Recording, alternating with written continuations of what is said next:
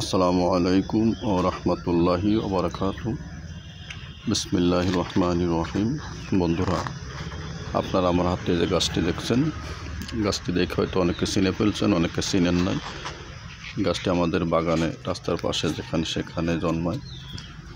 আপনি আল্লাহর রহমতে আল্লাহ দিয়েছেন, তাই হয়। আপনাদের গাছটির সাথে পরিচয় করা দিচ্ছি, তার আগে আপনাদের কাছে একটা আবেদন, আপনারা আমার চ্যানেলটি সাবস্ক্রাইব করে দিবেন।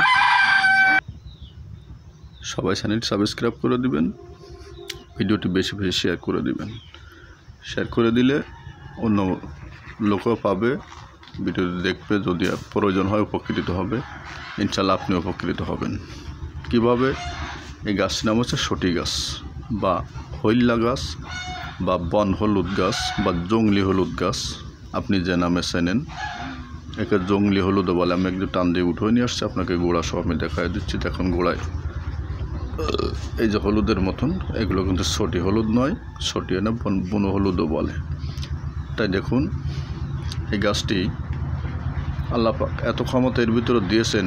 এই গাছটি প্রায় বিলুপ্তির পথে, কারণ আমরা এগুলো এখন আর ব্যবহার করি না, কারণ বুঝি না। আগে যে মুরব্বীরা ছিলেন, দাদি নানিরা ছিলেন বা তার আগে যারা ছিলেন, তারা এগুলো ব্যবহার করতেন।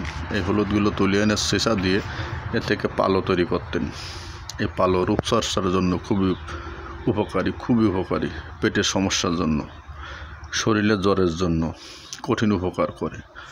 যাদের মুখে ব্রণ হয়, প্রায় ব্রণ থাকে অনেক পুরুষ মহিলা সবারই, ব্রণের জন্য খুব উপকারী এই পাতাটি এবং এই গাছটি, এই গোড়াট হলুদটি, মানে আপনার এই সটিটি খুব উপকারী।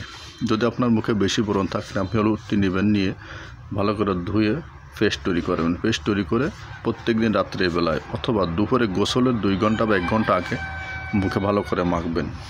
ইনশাল্লাহ প্রত্যেক দিন মাখবেন। এইভাবে আপনি 15 দিন 1 সপ্তাহ মেখে যান, দেখবেন যে আপনার লাবণ্য ফিরে আসছে মুখে। ব্রণ ইনশাল্লাহ আস্তে আস্তে চলে, মুস্তা বা ব্রণ যাই থাকুক, কিন্তু পানি দিয়ে দিবেন না, পানি ছাড়া বেটে নেবেন, ভালো করে বেটে পেস্ট তৈরি করে মুখে লাগিয়ে দেবেন।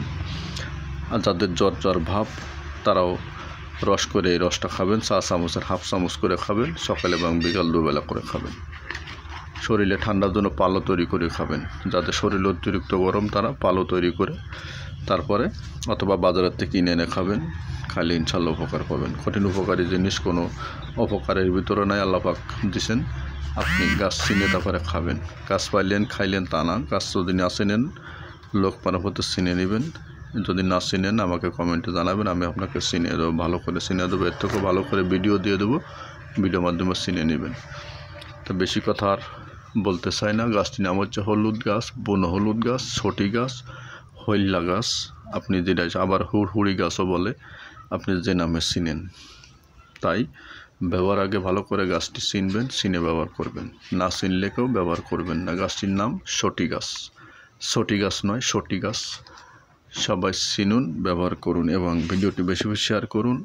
আর পারলে আমার চ্যানেলটি সাবস্ক্রাইব করে দিবেন। আপনাদের কাছে বেশি অনুরোধ থাকলো, এবং ভিডিওটি একটা লাইক দিয়ে দিবেন। সবাইকে ধন্যবাদ।